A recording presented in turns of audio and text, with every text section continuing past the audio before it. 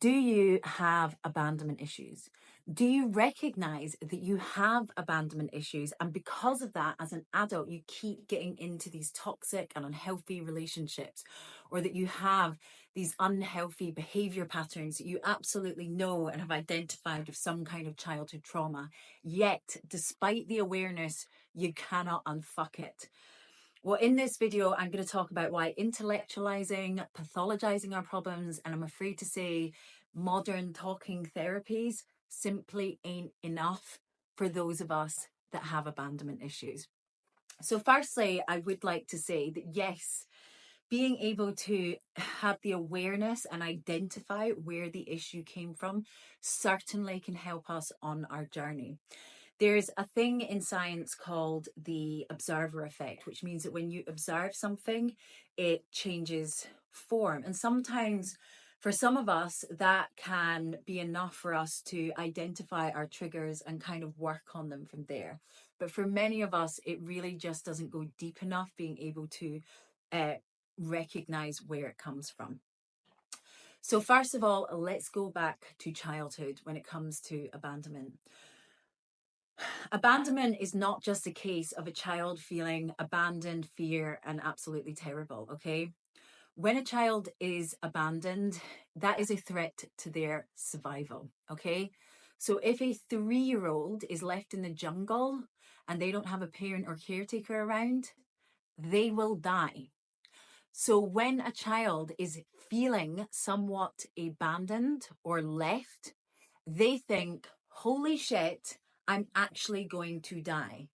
And then what happens is that as adults, we develop an incredibly sophisticated system within our brains that never, ever allows us to feel any form of abandonment or rejection again, because our brains have associated that feeling with, I'm going to die. So you can see how it's actually quite a healthy response of the brain. It's our brain and our minds just simply trying to protect us.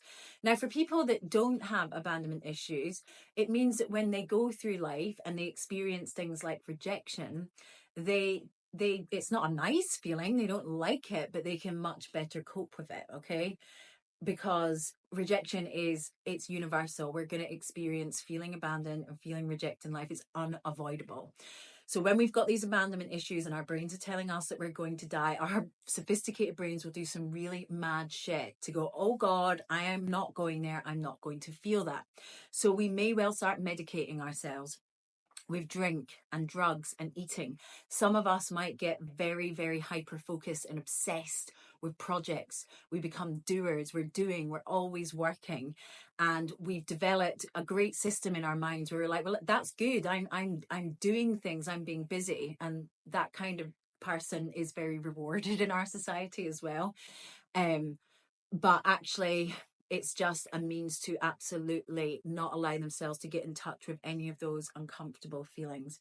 Some of us may well do mad shit and push people away in crazy, weird ways because we just can't get close to them.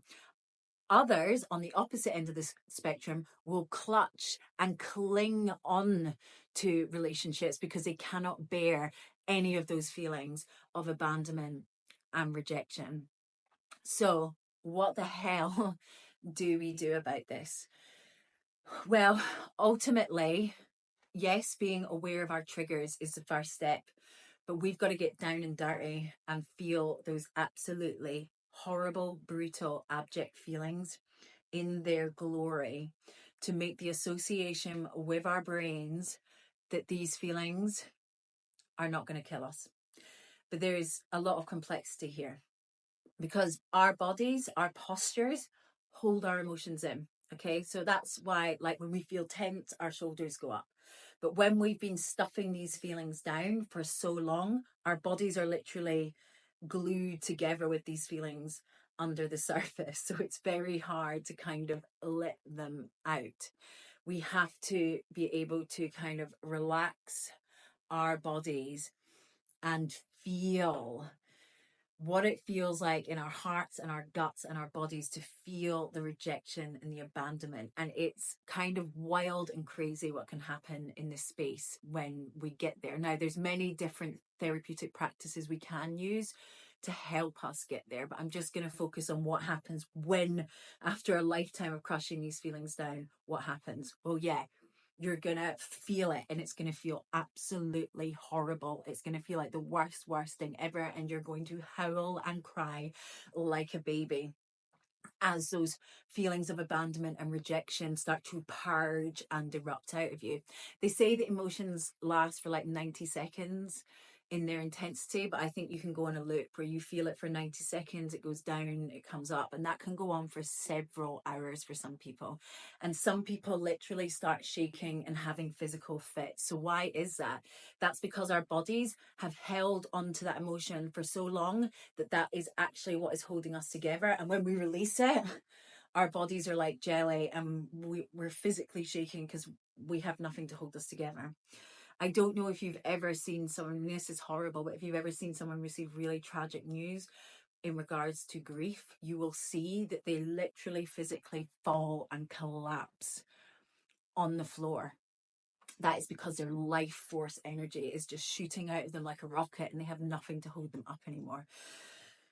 So yeah, and what happens in that space when you're all shaky is that you'll feel really exhausted, you'll feel vulnerable and weepy and weird, but then with the help of sleep, over time you will feel better. Now, this is why talking therapy simply is not going to get you to that kind of mad, wild, ugly state. Gestalt therapy. Gestalt therapy is using things like, punching or, physically reenacting certain things that can provoke these emotions to get them out of us and to purge.